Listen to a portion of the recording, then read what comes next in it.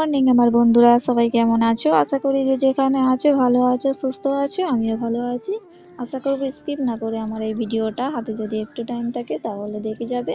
আশা করব তোমাদের ভালো লাগবে। তো দেখো, আজকে আবার একটা নতুন ব্লগ নিয়ে আমি তোমাদের কাছে হাজির হয়ে গেলাম। সকালে উঠে আমি ভালো করে ঝাঁটটা দিয়ে নিচ্ছি। আর এখানে পাশে মানে গাছ আছে, তো তাই জন্য পাতা পড়ে একটা একটা করে, ওই আর কি। তাই জন্য আমি ভালো করে ঝাঁটটা দিয়ে নিচ্ছি। আর কত রোদ উঠেছে দেখো, এখন সকাল 7টা বাজে আর কত রোদ উঠেছে। এই রোদটা বেশিক্ষণ থাকবে না, 1 ঘন্টা থাকবে। তো মানে এখানে কি বলতো, গরমকালে না খুব রোদ ওঠে, আর ঠান্ডার সময় রোদের ভালো দেখাই যায় না। ওই সকালের দিকে একটু রোদ দেখা যায়, আর দেখা যায় না। তো যাই হোক, আমি ভালো করে ঝাঁটটা দিয়ে নিয়েছি, দিয়ে আমি ব্রাশে কলকেট দিয়ে মুখটা ধুয়ে নিয়েছি। ভালো করে মুখটা ধুয়ে নেব। চলো বন্ধুরা, তোমাদের সুন্দর সুন্দর কমেন্টের আমি একটু উত্তরটা বলে দিই।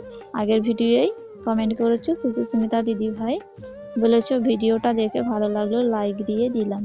ধন্যবাদ দিদি ভাই, তোমাকে এত সুন্দর আমাকে একটা কমেন্ট করার জন্য। আর আমার পাশে তুমি থেকো, আর আমার তরফ থেকে অনেক অনেক ভালোবাসা তোমার উপরে রইল।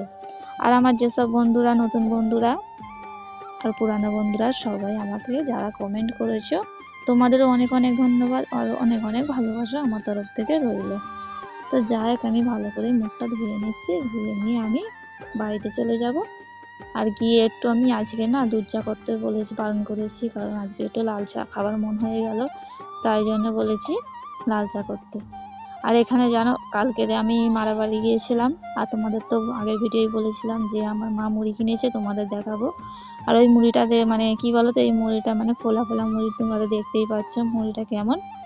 তো ওই মুড়িটা কিনেছে, আর আমি চা, লাল চা দিয়ে আর খেয়ে নিলাম মুড়িটা। আর এই সালোয়ারের পিসটা আমি নিয়েছি, কালকেরে নিয়েছি, মানে কালকেরে মারাবাড়ি গিয়েছিলাম, তো এসে অনেকটা মানে ক্লান্ত ছিলাম, তাই জন্য ভিডিও করে আর তোমাদের ভালো করে দেখানো হয়নি। আর পিসটা দেখো কেমন হয়েছে, তোমরা বলবে পিসটা। আর পিসটা হচ্ছে গণপতি পিস কোম্পানি, তো 500 টাকা নিয়েছে। তো আমি পিসটা নিয়েছি, ভাবলাম তোমাদের একবার দেখাই। তো যাই হোক, আর এখানে দেখো মা ফুলকপি এনেছে আর টমেটো এনেছে বাজার থেকে। আর টমেটোটা দেখো কত সুন্দর লাল লাল টমেটো। আর ফুলকপিটা দিয়ে আজকে রান্না হবে মাছ দিয়ে। আসলে ফুলকপি একটু দেখবে এই ঠান্ডাকালে একটু ভালো লাগে খেতে, তাই জন্যই আর কি মা এনেছে। দেখো ফুলকপিটা কত সুন্দর। এতক্ষণে যেসব বন্ধুরা আমার এই ভিডিওটা দেখছো, আমার ভিডিওটা যদি তোমাদের কোনো কারণে ভালো লাগে, তাহলে আমার চ্যানেলটি সাবস্ক্রাইব করে দিয়ে আমার পরিবারে চলে এসো, আর আমার পাশে থেকো। আর আমাকে একটা করে কমেন্ট আর লাইক করে দিও, তাহলে আমি বুঝতে পারবো আমার কোন কোন বন্ধুরা আমাকে ভালোবাসা দিচ্ছে। তো যাই হোক, মা বলেছে ফুলকপিটা কেটে দিয়ে, তাই আমি কেটে দিয়েছি, দিয়ে আর মা রান্না করছে, করে নিয়েছে। তো যাই হোক বন্ধুরা, আমরা খাওয়া দাওয়া করে নিয়ে সোজা চলে এলাম সন্ধেবেলা। আর সন্ধেবেলা দেখো একটু কাঁথা সেলাই করছি, আর কাঁথাটা কেমন হচ্ছে তোমরা বলবে।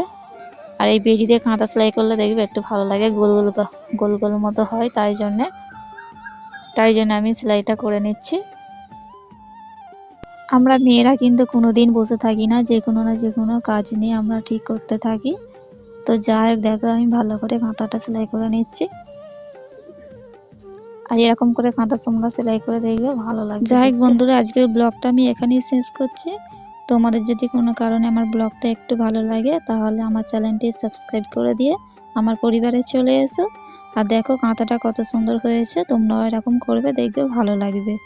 আর যেসব আমার পুরানো বন্ধুরা দেখছো, তোমরা একটা লাইক আর একটা কমেন্ট করে দিও। তোমরা সবাই ভালো থেকো, সুস্থ থেকো।